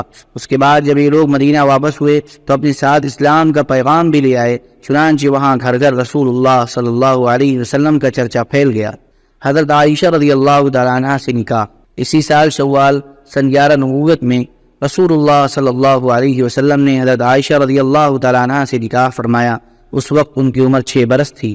پھر ہجرت کے پہلے سال شوال ہی کے مہینے میں مدینہ کے اندر ان کی رخصتی ہوئی۔ اس وقت ان کی عمر 9 برس تھی۔ اللہم صلی علی سیدنا و حبیبنا و محبوبنا و مولانا محمد وبارک وسلم۔ سبحان ربک رب العزة عما یصفون وسلام علی المرسلین والحمد للہ رب العالمین۔ بسم اللہ الرحمن الرحیم۔ پہلی بیعت عقبہ۔ ہم بتا چکے ہیں کہ نبوت کے 11ویں سال موسم حج میں یثرب کے 6 آدمیوں نے اسلام قبول کر لیا تھا اور رسول اللہ صلی اللہ علیہ وسلم سے وعدہ کیا تھا کہ اپنی قوم میں جا کر آپ صلی اللہ علیہ وسلم کی رسالت کی تبلیغ کریں گے۔ اس کا نتیجہ یہ ہوا کہ اگلے سال جب موسم حج آیا یعنی ذی الحجہ 12 سن نبوی مطابق جولائی 621 عیسوی تو 12 آدمی آپ صلی اللہ علیہ وسلم کی خدمت میں حاضر ہوئے۔ ان میں حضرت جابر بن عبداللہ بن ریاب رضی اللہ تعالیٰ عنہ کو چھوڑ کر باقی 5 وہی تھے جو پچھلے سال بھی آ چکے تھے، اور ان کے علاوہ 7 آدمی نئے تھے جن کے نام یہ ہیں۔ نمبر 1 معاذ بن حارث ابن عفرا قبیلہ بنی نجار۔ نمبر 2 ذکوان بن عبد القیس بنو زریق۔ نمبر 3 عبادہ بن صامت بنی غنم۔ نمبر 4 یزید بن ثعلبہ بنی غنم کے حلیف۔ نمبر 5 عباس بن عبادہ بن نضلہ قبیلہ بنی سالم یعنی خزرج۔ نمبر 6 ابو الہیثم بن تیعان بنی عبد الاشحل یعنی اوس۔ نمبر 7 ویم بن ساعدہ بنی عمرو بن عوف۔ ان میں صرف اخیر کے 2 آدمی قبیلہ اوس سے تھے، بقیہ سب کے سب قبیلہ خزرج سے تھے۔ ان لوگوں نے رسول اللہ صلی اللہ علیہ وسلم سے منی میں عقبہ کے پاس ملاقات کی اور آپ صلی اللہ علیہ وسلم سے چند باتوں پر بیعت کی۔ یہ باتیں وہی تھیں جن پر آئندہ صلح حدیبیہ کے بعد اور فتح مکہ کے وقت عورتوں سے بیعت لی گئی۔ عقبہ کی اس بیعت کی تفصیل صحیح بخاری میں حضرت عبادہ بن صامت رضی اللہ تعالیٰ عنہ سے مروی ہے۔ وہ بیان کرتے ہیں کہ رسول اللہ صلی اللہ علیہ وسلم نے فرمایا، آؤ مجھ سے اس بات پر بیعت کرو کہ اللہ کے ساتھ کسی چیز کو شریک نہ کرو گے، چوری نہ کرو گے، زنا نہ کرو گے، اپنی اولاد کو قتل نہ کرو گے، اپنے ہاتھ پاؤں کے درمیان سے گڑھ کر کوئی بہتان نہ لاؤ گے، اور کسی بھلی بات میں میری نافرمانی نہ کرو گے۔ جو شخص یہ ساری باتیں پوری کرے گا اس کا اجر اللہ پر ہے، اور جو شخص ان میں سے کسی چیز کا ارتکاب کر بیٹھے گا پھر اسے دنیا ہی میں اس کی سزا دے دی جائے گی تو یہ اس کے لیے کفارہ ہوگی، اور جو شخص ان میں سے کسی چیز کا ارتکاب کر بیٹھے گا پھر اللہ اس پر پردہ ڈال دے گا تو اس کا معاملہ اللہ کے حوالے ہے، چاہے تو سزا دے گا اور چاہے تو معاف کر دے گا۔ حضرت عبادہ رضی اللہ تعالیٰ عنہ فرماتے ہیں کہ ہم نے اس پر آپ صلی اللہ علیہ وسلم سے بیعت کی۔ مدینہ میں اسلام کا سفیر۔ بیعت پوری ہو گئی اور حج ختم ہو گیا تو نبی صلی اللہ علیہ وسلم نے ان لوگوں کے ہمراہ یثرب میں اپنا پہلا سفیر بھیجا تاکہ وہ مسلمانوں کو اسلامی احکام کی تعلیم دے اور انہیں دین کے در و بست سکھائے، اور جو لوگ اب تک شرک پر چلے آ رہے ہیں ان میں اسلام کی اشاعت کرے۔ نبی صلی اللہ علیہ وسلم نے اس سفارت کے لیے سابقین اولین میں سے ایک جوان کا انتخاب فرمایا جن کا نام نامی اور اسم گرامی مصعب بن عمیر عبدری رضی اللہ عنہ ہے۔ قابل رشک کامیابی۔ حضرت مصعب بن عمیر رضی اللہ تعالیٰ عنہ مدینہ پہنچے تو حضرت اسعد بن زرارہ رضی اللہ تعالیٰ عنہ کے گھر نزول فرما ہوئے۔ پھر دونوں نے مل کر اہل یثرب میں جوش و خروش سے اسلام کی تبلیغ شروع کر دی۔ حضرت مصعب رضی اللہ تعالیٰ عنہ مقری کی خطاب سے مشہور ہوئے۔ مقری کے معنی ہے پڑھانے والا، اس وقت معلم اور استاذ کو مقری کہتے تھے۔ تبلیغ کے سلسلے میں ان کی کامیابی کا ایک نہایت شاندار واقعہ یہ ہے کہ ایک روز حضرت اسعد بن زرارہ رضی اللہ تعالیٰ عنہ انہیں ہمراہ لے کر بنی عبد الاشحل اور بنی ظفر کے محلے میں تشریف لے گئے، اور وہاں بنی ظفر کے ایک باغ کے اندر مرق نامی ایک کنویں پر بیٹھ گئے۔ ان کے پاس چند مسلمان بھی جمع ہو گئے۔ اس وقت تک بنی عبد الاشحل کے دونوں سردار یعنی حضرت سعد بن معاذ اور حضرت اسید بن حضیر مسلمان نہیں ہوئے تھے بلکہ شرک پر ہی تھے۔ انہیں جب خبر ہوئی تو حضرت سعد رضی اللہ تعالیٰ عنہ نے حضرت اسید رضی اللہ تعالیٰ عنہ سے کہا کہ ذرا جاؤ اور ان دونوں کو جو ہمارے کمزوروں کو بیوقوف بنانے آئے ہیں ڈانٹ دو اور ہمارے محلے میں آنے سے منع کر دو، چونکہ اسعد بن زرارہ میری خالہ کا لڑکا ہے اس لیے تمہیں بھیج رہا ہوں، ورنہ یہ کام میں خود انجام دے دیتا۔ اسید رضی اللہ تعالیٰ عنہ نے اپنا حربہ اٹھایا اور ان دونوں کے پاس پہنچے۔ حضرت اسعد نے انہیں آتا دیکھ کر حضرت مصعب سے کہا یہ اپنی قوم کا سردار ہے، تمہارے پاس آ رہا ہے، اس کے بارے میں اللہ تعالیٰ سے سچائی اختیار کرنا۔ حضرت مصعب نے کہا اگر یہ بیٹھا تو اس سے بات کروں گا۔ اسید پہنچے تو ان کے پاس کھڑے ہو کر سخت سست کہنے لگے، بولے تم دونوں ہمارے یہاں کیوں آئے ہو؟ ہمارے کمزوروں کو بیوقوف بناتے ہو، یاد رکھو اگر تمہیں اپنی جان کی ضرورت ہے تو ہم سے الگ ہی رہو۔ حضرت مصعب نے کہا کیوں نہ آپ بیٹھیں اور کچھ سنیں، اگر کوئی بات پسند آ جائے تو قبول کر لیں، پسند نہ آئے تو چھوڑ دیں۔ حضرت اسید نے کہا بات منصفانہ کہہ رہے ہو۔ اس کے بعد اپنا حربہ گاڑ کر بیٹھ گئے۔ اب حضرت مصعب رضی اللہ تعالیٰ عنہ نے اسلام کی بات شروع کی اور قرآن کی تلاوت فرمائی۔ ان کا بیان ہے کہ بخدا ہم نے حضرت اسید کے بولنے سے پہلے ہی ان کے چہرے کی چمک دمک سے ان کے اسلام کا پتہ لگا لیا۔ اس کے بعد انہوں نے زبان کھولی تو فرمایا یہ تو بڑا ہی عمدہ اور بہت ہی خوبتر ہے، تم لوگ کسی کو اس دین میں داخل کرنا چاہتے ہو تو کیا کرتے ہو؟ انہوں نے کہا آپ غسل کریں، کپڑے پاک کر لیں، پھر حق کی شہادت دیں، پھر 2 رکعت نماز پڑھیں۔ انہوں نے اٹھ کر غسل کیا یا کپڑے پاک کیے، کلمہ شہادت ادا کیا اور 2 رکعت نماز پڑھی، پھر بولے میرے پیچھے ایک اور شخص ہے، اگر وہ تمہارا پیروکار بن جائے تو اس کی قوم کا کوئی آدمی پیچھے نہ رہے گا، اور میں اس کو ابھی تمہارے پاس بھیج رہا ہوں۔ اشارہ حضرت سعد بن معاذ رضی اللہ تعالیٰ عنہ کی طرف تھا۔ اس کے بعد حضرت اسید رضی اللہ تعالیٰ عنہ نے اپنا حربہ اٹھایا اور پلٹ کر حضرت سعد رضی اللہ تعالیٰ عنہ کے پاس پہنچے۔ وہ اپنی قوم کے ساتھ محفل میں تشریف فرما تھے۔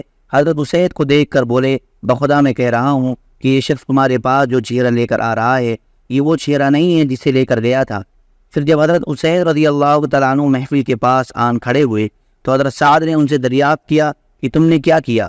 انہوں نے کہا میں نے ان دونوں سے بات کی تو اللہ مجھے کوئی حرج تو نظر نہیں آیا، ویسے میں نے انہیں منع کر دیا اور انہوں نے کہا کہ ہم وہی کریں گے جو آپ چاہیں گے، اور مجھے معلوم ہوا ہے کہ بنی حارثہ کے لوگ اسعد بن زرارہ کو قتل کرنے گئے ہیں، اور اس کی وجہ یہ ہے کہ وہ جانتے ہیں کہ اسعد آپ کی خالہ کا لڑکا ہے، لہذا وہ چاہتے ہیں کہ آپ کا عہد توڑ دیں۔ یہ سن کر سعد غصے سے بھڑک اٹھے اور اپنا نیزہ لے کر سیدھے ان دونوں کے پاس پہنچے۔ دیکھا تو دونوں اطمینان سے بیٹھے ہیں، سمجھ گئے کہ اسید کا منشا یہ تھا کہ آپ بھی ان کی باتیں سنیں، تو کھڑے ہو کر سخت سست کہنے لگے۔ پھر اسعد بن زرارہ کو مخاطب کر کے بولے خدا کی قسم ہے ابو امامہ، اگر میرے اور تیرے درمیان قرابت کا معاملہ نہ ہوتا تو تم مجھ سے اس کی امید نہ رکھ سکتے تھے، ہمارے محلے میں آ کر ایسی حرکتیں کرتے ہو جو ہمیں گوارا نہیں۔ ادھر حضرت اسعد رضی اللہ تعالیٰ عنہ نے حضرت مصعب رضی اللہ تعالیٰ عنہ سے پہلے ہی کہہ دیا تھا کہ بخدا تمہارے پاس ایک ایسا سردار آ رہا ہے جس کے پیچھے اس کی پوری قوم ہے، اگر اس سے تمہاری بات مان لی تو پھر ان میں سے کوئی بھی پیچھے نہ رہے گا۔ اس لیے حضرت مصعب رضی اللہ تعالیٰ عنہ نے حضرت سعد سے کہا کیوں نہ آپ تشریف رکھیں اور سنیں، اگر کوئی بات پسند آ گئی تو قبول کر لیں، اور اگر پسند نہ آئی تو ہم آپ کی ناپسندیدہ بات کو آپ سے دور ہی رکھیں گے۔ حضرت سعد نے کہا انصاف کی بات کہتے ہو۔ اس کے بعد اپنا نیزہ گاڑ کر بیٹھ گئے۔ حضرت مصعب رضی اللہ تعالیٰ عنہ نے ان پر اسلام پیش کیا اور قرآن کی تلاوت کی۔ ان کا بیان ہے کہ ہمیں حضرت سعد کے بولنے سے پہلے ہی ان کے چہرے کی چمک دمک سے ان کے اسلام کا پتہ لگ گیا۔ اس کے بعد انہوں نے زبان کھولی اور فرمایا تم لوگ اسلام لاتے ہو تو کیا کرتے ہو؟ انہوں نے کہا آپ غسل کر لیں، کپڑے پاک کر لیں، پھر حق کی شہادت دیں، پھر 2 رکعت نماز پڑھیں۔ حضرت سعد رضی اللہ تعالیٰ عنہ نے ایسا ہی کیا۔ اس کے بعد اپنا نیزہ اٹھایا اور اپنی قوم کی محفل میں تشریف لائے۔ لوگوں نے دیکھتے ہی کہا ہم بخدا کہہ رہے ہیں کہ حضرت سعد جو چہرہ لے کر گئے تھے اس کے بجائے دوسرا ہی چہرہ لے کر پلٹے ہیں۔ پھر جب حضرت سعد رضی اللہ تعالیٰ عنہ اہل مجلس کے پاس آ کر رکے تو بولے اے بنی عبد الاشحل، تم لوگ اپنے اندر میرا معاملہ کیسا جانتے ہو؟ انہوں نے کہا آپ ہمارے سردار ہیں، سب سے اچھی سوجھ بوجھ کے مالک ہیں اور ہمارے سب سے بابرکت پاسبان ہیں۔ انہوں نے کہا اچھا تو سنو، اب تمہارے مردوں اور عورتوں سے میری بات چیت حرام ہے جب تک کہ تم لوگ اللہ اور اس کے رسول صلی اللہ علیہ وسلم پر ایمان نہ لاؤ۔ ان کی اس بات کا یہ اثر ہوا کہ شام ہوتے ہوتے اس قبیلے کا کوئی بھی مرد اور کوئی بھی عورت ایسی نہ بچی جو مسلمان نہ ہو گئی ہو۔ صرف ایک آدمی جن کا نام اسیلم تھا، اس کا اسلام جنگ احد تک مؤخر ہوا، پھر احد کے دن اس نے اسلام قبول کیا اور جنگ میں لڑتا ہوا کام آ گیا۔ اس نے ابھی اللہ کے لیے ایک سجدہ بھی نہ کیا تھا۔ نبی صلی اللہ علیہ وسلم نے فرمایا کہ اس نے تھوڑا عمل کیا اور زیادہ اجر پایا۔ حضرت مصعب رضی اللہ تعالیٰ عنہ حضرت اسعد بن زرارہ ہی کے گھر مقیم رہ کر اسلام کی تبلیغ کرتے رہے، یہاں تک کہ انصار کا کوئی گھرانہ باقی نہ بچا جس میں چند مرد اور عورتیں مسلمان نہ ہو چکی ہوں۔ صرف بنی امیہ بن زید اور فاطمہ اور وائل کے مکانات باقی رہ گئے تھے۔ مشہور شاعر قیس بن اسلط انہی کا آدمی تھا۔ یہ لوگ اسی کی بات مانتے تھے۔ اس شاعر نے انہیں جنگ خندق یعنی سن 5 ہجری تک اسلام سے روکے رکھا۔ بہرحال اگلے موسم حج یعنی 13ویں سال نبوت کا موسم حج آنے سے پہلے حضرت مصعب بن عمیر رضی اللہ تعالیٰ عنہ کامیابی کی بشارتیں لے کر رسول اللہ صلی اللہ علیہ وسلم کی خدمت میں مکہ تشریف لائے، اور آپ صلی اللہ علیہ وسلم کو قبائل یثرب کے حالات، ان کی جنگی اور دفاعی صلاحیتوں اور خیر کی لیاقتوں کی تفصیلات سنائیں۔ دوسری بیعت عقبہ۔ نبوت کے 13ویں سال موسم حج جون 622 عیسوی میں یثرب کے 70 سے زیادہ مسلمان فریضہ حج کی ادائیگی کے لیے مکہ تشریف لائے۔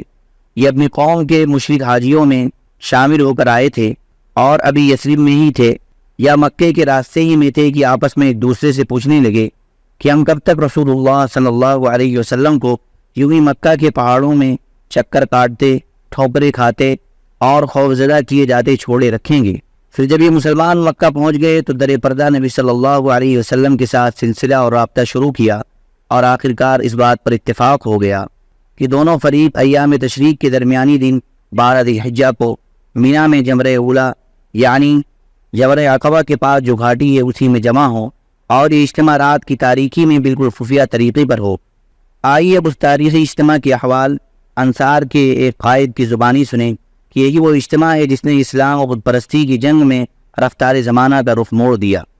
حضرت کعب بن مالک رضی اللہ تعالیٰ عنہ فرماتے ہیں، ہم لوگ حج کے لیے نکلے، رسول اللہ صلی اللہ علیہ وسلم سے ایام تشریق کے درمیانی روز عقبہ میں ملاقات طے ہوئی، اور بالآخر وہ رات آ گئی جس میں رسول اللہ صلی اللہ علیہ وسلم سے ملاقات طے تھی۔ ہمارے ساتھ ہمارے ایک معزز سردار عبداللہ بن حرام بھی تھے جو ابھی اسلام نہ لائے تھے۔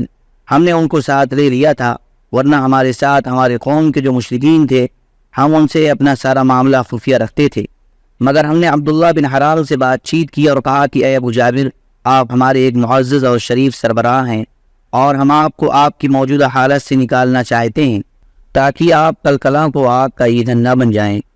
اس کے بعد ہم نے انہیں اسلام کی دعوت دی اور بتلایا کہ آج عقبہ میں رسول اللہ صلی اللہ علیہ وسلم سے ہماری ملاقات طے ہے۔ انہوں نے اسلام قبول کر لیا اور ہمارے ساتھ عقبہ میں تشریف لے گئے اور نقیب بھی مقرر ہوئے۔ حضرت کعب رضی اللہ تعالیٰ عنہ واقعے کی تفصیلات بیان کرتے ہوئے فرماتے ہیں کہ ہم لوگ حسب دستور اس رات اپنی قوم کے ہمراہ اپنے ڈیروں میں سوئے، لیکن جب تہائی رات گزر گئی تو اپنے ڈیروں سے نکل کر رسول اللہ صلی اللہ علیہ وسلم کے ساتھ طے شدہ مقام پر جا پہنچے۔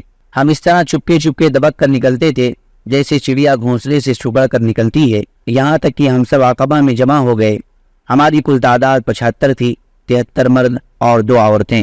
ایک ام عمارہ نصیبہ بنت کعب تھی جو قبیلہ بنو مازن بن نجار سے تعلق رکھتی تھی، اور دوسرے ام منیع اسماء بنت عمرو تھی جن کا تعلق قبیلہ بنو سلمہ سے تھا۔ ہم سب گھاٹی میں جمع ہو کر رسول اللہ صلی اللہ علیہ وسلم کا دیدار کرنے لگے، اور آخر وہ لمحہ آ ہی گیا جب آپ تشریف لائے۔ آپ کے ساتھ آپ کے چچا حضرت عباس بن عبد المطلب بھی تھے۔ وہ اگرچہ ابھی تک اپنی قوم کے دین پر تھے، مگر چاہتے تھے کہ اپنے بھتیجے کے معاملے میں موجود رہیں اور ان کے لیے پختہ اطمینان حاصل کر لیں۔ سب سے پہلے بات بھی انہوں نے ہی شروع کی۔ گفتگو کا آغاز اور حضرت عباس رضی اللہ تعالیٰ عنہ کی طرف سے معاملے کی نزاکت کی تشریح۔ مجلس مکمل ہو گئی تو دینی اور فوجی تعاون کے عہد و پیمان کو قطعی اور آخری شکل دینے کے لیے گفتگو کا آغاز ہوا۔ رسول اللہ صلی اللہ علیہ وسلم کے چچا حضرت عباس رضی اللہ تعالیٰ عنہ نے سب سے پہلے زبان کھولی۔ ان کا مقصود یہ تھا کہ وہ پوری صراحت کے ساتھ اس ذمہ داری کی نزاکت واضح کر دیں جو اس عہد و پیمان کے نتیجے میں ان حضرات کے سر پڑنے والی تھی۔ چنانچہ انہوں نے کہا، خزرج کے لوگوں، عام اہل عرب انصار کے دونوں ہی قبیلے یعنی خزرج اور اوس کو خزرج ہی کہتے تھے۔ ہمارے اندر محمد صلی اللہ علیہ وسلم کی جو حیثیت ہے وہ تمہیں معلوم ہے۔ ہماری قوم کے جو لوگ دینی نقطہ نظر سے ہماری ہی جیسی رائے رکھتے ہیں، ہم نے محمد صلی اللہ علیہ وسلم کو ان سے محفوظ رکھا ہے۔ وہ اپنی قوم اور اپنے شہر میں قوت و عزت اور طاقت و حفاظت کے اندر ہیں، مگر اب وہ تمہارے یہاں جانے اور تمہارے ساتھ لائف ہونے پر مصر ہیں۔ لہذا اگر تمہارا یہ خیال ہے کہ تم انہیں جس چیز کی طرف بلا رہے ہو اسے نبھا لو گے اور انہیں ان کے مخالفین سے بچا لو گے، تب تو ٹھیک ہے، تم نے جو ذمہ داری اٹھائی ہے اسے تم جانو۔ لیکن اگر تمہارا یہ اندازہ ہے کہ تم انہیں اپنے پاس لے جانے کے بعد ان کا ساتھ چھوڑ کر کنارہ کش ہو جاؤ گے، تو پھر ابھی سے انہیں چھوڑ دو، کیونکہ وہ اپنی قوم اور اپنے شہر میں بہرحال عزت و حفاظت سے ہیں۔ حضرت کعب رضی اللہ تعالیٰ عنہ کہتے ہیں کہ ہم نے عباس رضی اللہ تعالیٰ عنہ سے کہا کہ آپ کی بات ہم نے سن لی، اب اے اللہ کے رسول صلی اللہ علیہ وسلم آپ گفتگو فرمائیے اور اپنے لیے اور اپنے رب کے لیے جو عہد و پیمان پسند کریں لیجئے۔ اس جواب سے پتہ چلتا ہے کہ اس عظیم ذمہ داری کو اٹھانے اور اس کے پرخطر نتائج کو جھیلنے کے سلسلے میں انصار کے عزم محکم، شجاعت و ایمان اور جوش و اخلاص کا کیا حال تھا۔ اس کے بعد رسول اللہ صلی اللہ علیہ وسلم نے گفتگو فرمائی۔ آپ نے پہلے قرآن کی تلاوت کی، اللہ کی طرف دعوت دی اور اسلام کی ترغیب دی۔ اس کے بعد بیعت ہوئی۔ بیعت کی دفعات۔ بیعت کا واقعہ امام احمد رحمہ اللہ نے حضرت جابر رضی اللہ تعالیٰ عنہ سے تفصیل کے ساتھ روایت کیا ہے۔ حضرت جابر رضی اللہ تعالیٰ عنہ کا بیان ہے کہ ہم نے عرض کی کہ اے اللہ کے رسول صلی اللہ علیہ وسلم، ہم آپ سے کس بات پر بیعت کریں؟ آپ نے فرمایا اس بات پر، نمبر 1 چستی اور سستی ہر حال میں بات سنو گے اور مانو گے، نمبر 2 تنگی اور خوشحالی ہر حال میں مال خرچ کرو گے، نمبر 3 بھلائی کا حکم دو گے اور برائی سے روکو گے، نمبر 4 اللہ کی راہ میں اٹھ کھڑے ہوگے اور اللہ کے معاملے میں کسی ملامت گر کی ملامت کی پرواہ نہ کرو گے، نمبر 5 اور جب میں تمہارے پاس آ جاؤں گا تو میری مدد کرو گے اور جس چیز سے اپنی جان اور اپنے بال بچوں کی حفاظت کرتے ہو اس سے میری بھی حفاظت کرو گے۔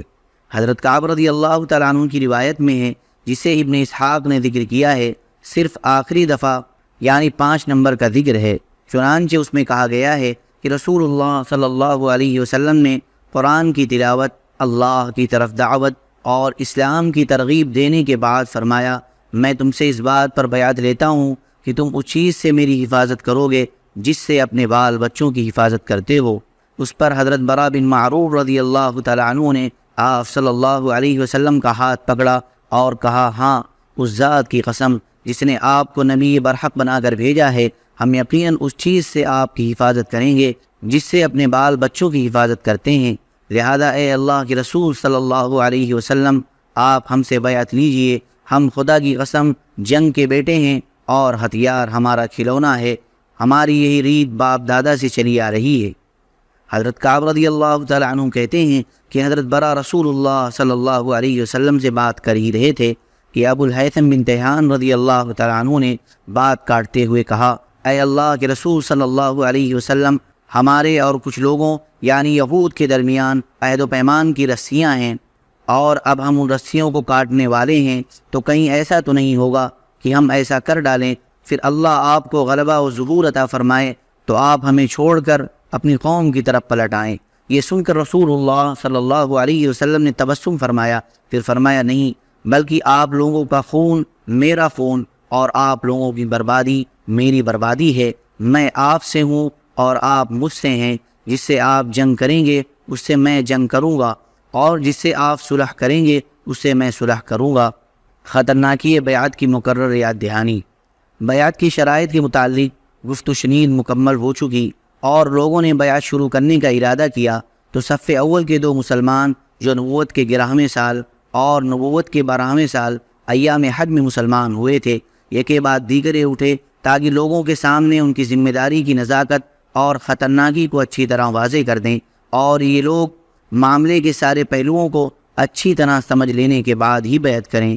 اس سے یہ بھی پتہ لگانا مقصود تھا کہ قوم کس حد تک قربانی دینے کے لیے تیار ہے۔ ابن اسحاق کہتے ہیں کہ جب لوگ بیعت کے لیے جمع ہو گئے تو حضرت عباس بن عبادہ بن نضلہ نے کہا، تم لوگ جانتے ہو کہ ان سے اشارہ نبی صلی اللہ علیہ وسلم کی طرف تھا کس بات پر بیعت کر رہے ہو؟ جی ہاں کی آوازوں پر حضرت عباس رضی اللہ تعالیٰ عنہ نے کہا، تم ان سے سرخ اور سیاہ لوگوں سے جنگ پر بیعت کر رہے ہو۔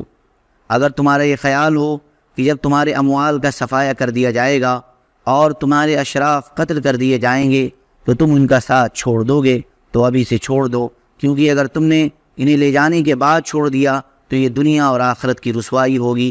اور اگر تمہارا یہ خیال ہے کہ تم مال کی تباہی اور اشراف کے قتل کے باوجود وہ عہد نبھاؤ گے جس کی طرف تم نے انہیں بلایا ہے، تو پھر بے شک تم انہیں لے لو، کیونکہ یہ خدا کی قسم دنیا اور آخرت کی بھلائی ہے۔ اس پر سب نے بیک آواز کہا، ہم مال کی تباہی اور اشراف کے قتل کا خطرہ مول لے کر انہیں قبول کرتے ہیں۔ ہاں اے اللہ کے رسول صلی اللہ علیہ وسلم، ہم نے یہ عہد پورا کیا تو ہمیں اس کے عوض کیا ملے گا؟ آپ صلی اللہ علیہ وسلم نے فرمایا، جنت۔ لوگوں نے عرض کی، اپنا ہاتھ پھیلائیے۔ آپ نے اپنا ہاتھ پھیلایا اور لوگوں نے بیعت کی۔ حضرت جابر رضی اللہ تعالیٰ عنہ کا بیان ہے کہ اس وقت ہم بیعت کرنے اٹھے تو حضرت اسعد بن زرارہ نے، جو ان 70 آدمیوں میں سب سے کم عمر تھے، آپ صلی اللہ علیہ وسلم کا ہاتھ پکڑ لیا اور بولے، اہل یثرب ذرا ٹھہر جاؤ، ہم آپ کی خدمت میں اونٹوں کے کلیجے مار کر، یعنی لمبا چوڑا سفر کر کے اس یقین کے ساتھ حاضر ہوئے ہیں کہ آپ اللہ کے رسول ہیں۔ آج آپ کو یہاں سے لے جانے کے معنی ہے سارے عرب سے دشمنی، تمہارے چیدہ سرداروں کا قتل اور تلواروں کی مار، لہذا اگر یہ سب کچھ برداشت کر سکتے ہو تب تو انہیں لے چلو اور تمہارا اجر اللہ پر ہے، اور اگر تمہیں اپنی جان عزیز ہے تو انہیں ابھی سے چھوڑ دو، یہ اللہ کے نزدیک زیادہ قابل قبول عذر ہوگا۔ بیعت کی تکمیل۔ بیعت کی دفعات پہلے ہی طے ہو چکی تھی، ایک بار نزاکت کی وضاحت بھی ہو چکی تھی، اب یہ تاکید مزید ہوئی تو لوگوں نے بیک آواز کہا، اسعد بن زرارہ اپنا ہاتھ اٹھاؤ، خدا کی قسم ہم اس بیعت کو نہ چھوڑ سکتے ہیں اور نہ توڑ سکتے ہیں۔ اس جواب سے حضرت اسعد رضی اللہ تعالیٰ عنہ کو اچھی طرح معلوم ہو گیا کہ قوم کس حد تک اس راہ میں جان دینے کے لیے تیار ہے۔ در حقیقت حضرت اسعد بن زرارہ حضرت مصعب بن عمیر رضی اللہ تعالیٰ عنہ کے ساتھ مل کر مدینے میں اسلام کے سب سے بڑے مبلغ تھے، اس لیے طبعی طور پر وہی ان بیعت کنندگان کے دینی سربراہ بھی تھے، اور اسی لیے سب سے پہلے انہوں نے بیعت بھی کی۔ چنانچہ ابن اسحاق کی روایت ہے کہ بنو نجار کہتے ہیں کہ ابو امامہ اسعد بن زرارہ سب سے پہلے آدمی ہیں جنہوں نے آپ صلی اللہ علیہ وسلم سے ہاتھ ملایا، اور اس کے بعد بیعت عامہ ہوئی۔ حضرت جابر رضی اللہ تعالی عنہ کا بیان ہے کہ ہم لوگ ایک ایک آدمی کر کے اٹھے اور آپ نے ہم سے بیعت لی اور اس کے عوض جنت کی بشارت دی۔ باقی رہی دو عورتیں جو اس موقع پر حاضر تھیں تو ان کی بیعت صرف زبانی ہوئی۔ رسول اللہ صلی اللہ علیہ وسلم نے کبھی کسی اجنبی عورت سے مصافحہ نہیں کیا۔ 12 نقیب۔ بیعت مکمل ہو چکی تو رسول اللہ صلی اللہ علیہ وسلم نے یہ تجویز رکھی کہ 12 سربراہ منتخب کر لیے جائیں جو اپنی اپنی قوم کے نقیب ہوں، اور اس بیعت کی دفعات پر عمل درآمد کے لیے اپنی قوم کی طرف سے وہی ذمہ دار اور مکلف ہوں گے۔ آپ کا ارشاد تھا کہ آپ لوگ اپنے اندر سے 12 نقیب پیش کیجئے تاکہ وہی لوگ اپنی اپنی قوم کے معاملات کے ذمہ دار ہوں۔ آپ کے اس ارشاد پر فوراً ہی نقیبوں کا انتخاب عمل میں آیا۔ 9 خزرج سے منتخب کیے گئے اور 3 اوس سے۔ نام یہ ہیں: خزرج کے نقبا، نمبر 1 اسعد بن زرارہ بن عدس، نمبر 2 سعد بن ربیع بن عمرو، نمبر 3 عبداللہ بن رواحہ بن ثعلبہ، نمبر 4 رافع بن مالک بن عجلان، نمبر 5 برا بن معرور بن صخر، نمبر 6 عبداللہ بن عمرو بن حرام، نمبر 7 عبادہ بن صامت بن قیس، نمبر 8 سعد بن عبادہ بن دلیم، نمبر 9 منذر بن عمرو بن خنیس۔ اوس کے نقبا، نمبر 1 اسید بن حضیر بن سماک، نمبر 2 سعد بن خشیمہ بن حارث، نمبر 3 رفاعہ بن عبد المنذر بن زبیر۔ جب ان نقبا کا انتخاب ہو چکا تو ان سے سردار اور ذمہ دار ہونے کی حیثیت سے رسول اللہ صلی اللہ علیہ وسلم نے ایک اور عہد لیا۔ آپ صلی اللہ علیہ وسلم نے فرمایا، آپ لوگ اپنی قوم کے جملہ معاملات کے کفیل ہیں، جیسے حواری حضرت عیسیٰ علیہ السلام کی جانب سے کفیل ہوئے تھے، اور میں اپنی قوم یعنی مسلمانوں کا کفیل ہوں۔ ان سب نے کہا، جی ہاں۔ شیطان معاہدے کا انکشاف کرتا ہے۔ معاہدہ مکمل ہو چکا تھا اور اب لوگ بکھرنے ہی والے تھے کہ ایک شیطان کو اس کا پتہ لگ گیا، چونکہ یہ انکشاف بالکل آخری لمحات میں ہوا تھا اور اتنا موقع نہ تھا کہ یہ خبر چپکے سے قریش کو پہنچا دی جائے اور وہ اچانک اس اجتماع کے شرکا پر ٹوٹ پڑیں اور انہیں گھاٹی میں ہی جا لیں۔ اس لیے شیطان نے جھٹ ایک اونچی جگہ کھڑے ہو کر نہایت بلند آواز سے، جو شاید ہی کبھی سنی گئی ہوگی، یہ پکار لگائی، خیمے والوں، محمد صلی اللہ علیہ وسلم کو دیکھو، اس وقت بددین اس کے ساتھ ہیں اور تم سے لڑنے کے لیے جمع ہیں۔ رسول اللہ صلی اللہ علیہ وسلم نے فرمایا، یہ اس گھاٹی کا شیطان ہے۔ او اللہ کے دشمن سن، اب میں تیرے لیے جلد ہی فارغ ہو رہا ہوں۔ اس کے بعد آپ صلی اللہ علیہ وسلم نے لوگوں سے فرمایا کہ وہ اپنے ڈیروں پر چلے جائیں۔ قریش پر ضرب لگانے کے لیے انصار کی مستعدی۔ اس شیطان کی آواز سن کر حضرت عباس بن عبادہ بن نغلہ نے فرمایا، اس ذات کی قسم جس نے آپ کو حق کے ساتھ مبعوث فرمایا ہے، آپ چاہیں تو ہم کل اہل مینا پر اپنی تلواروں کے ساتھ ٹوٹ پڑیں۔ آپ نے فرمایا، ہمیں اس کا حکم نہیں دیا گیا ہے، بس آپ لوگ اپنے ڈیروں میں چلے جائیں۔ اس کے بعد لوگ واپس جا کر سو گئے یہاں تک کہ صبح ہو گئی۔ رؤساء یثرب سے قریش کا احتجاج۔ یہ خبر قریش کے کانوں تک پہنچی تو غم و الم کی شدت سے ان کے اندر کوہرام مچ گیا، کیونکہ اس جیسی بیعت کے جو نتائج ان کی جان و مال پر مرتب ہو سکتے تھے اس کا انہیں اچھی طرح اندازہ تھا۔ چنانچہ صبح ہوتے ہی ان کے رؤساء اور اکابر مجرمین کے ایک بھاری بھرکم وفد نے اس معاہدے کے خلاف سخت احتجاج کے لیے اہل یثرب کے خیموں کا رخ کیا اور یوں عرض پرداز ہوا، خزرج کے لوگوں، ہمیں معلوم ہوا ہے کہ آپ لوگ ہمارے اس صاحب کو ہمارے درمیان سے نکال لے جانے کے لیے آئے ہیں اور ہم سے جنگ کرنے کے لیے اس کے ہاتھ پر بیعت کر رہے ہیں۔ حالانکہ کوئی عرب قبیلہ ایسا نہیں جس سے جنگ کرنا ہمارے لیے اتنا زیادہ ناگوار ہو جتنا آپ حضرات سے ہے، لیکن چونکہ مشرکین خزرج اس بیعت کے بارے میں سرے سے کچھ جانتے ہی نہ تھے، کیونکہ یہ مکمل رازداری کے ساتھ رات کی تاریکی میں زیر عمل آئی تھی، اس لیے ان مشرکین نے اللہ کی قسم کھا کر یقین دلایا کہ ایسا کچھ ہوا ہی نہیں، ہم اس طرح کی کوئی بات سرے سے جانتے ہی نہیں۔ بالآخر یہ وفد عبداللہ بن ابی بن سلول کے پاس پہنچا، وہ بھی کہنے لگا، یہ باطل ہے، ایسا نہیں ہوا ہے، اور یہ تو ہو ہی نہیں سکتا کہ میری قوم مجھے چھوڑ کر اس طرح کا کام کر ڈالے۔ اگر میں یثرب میں ہوتا تو بھی مجھ سے مشورہ کیے بغیر میری قوم ایسا نہ کرتی۔ باقی رہے مسلمان تو انہوں نے کنکھیوں سے ایک دوسرے کو دیکھا اور چپ سادھ لی، ان میں سے کسی نے ہاں یا نہیں کے ساتھ زبان ہی نہیں کھولی۔ آخر رؤسائے قریش کا رجحان یہ رہا کہ مشرکین کی بات سچ ہے، اس لیے وہ نامراد واپس چلے گئے۔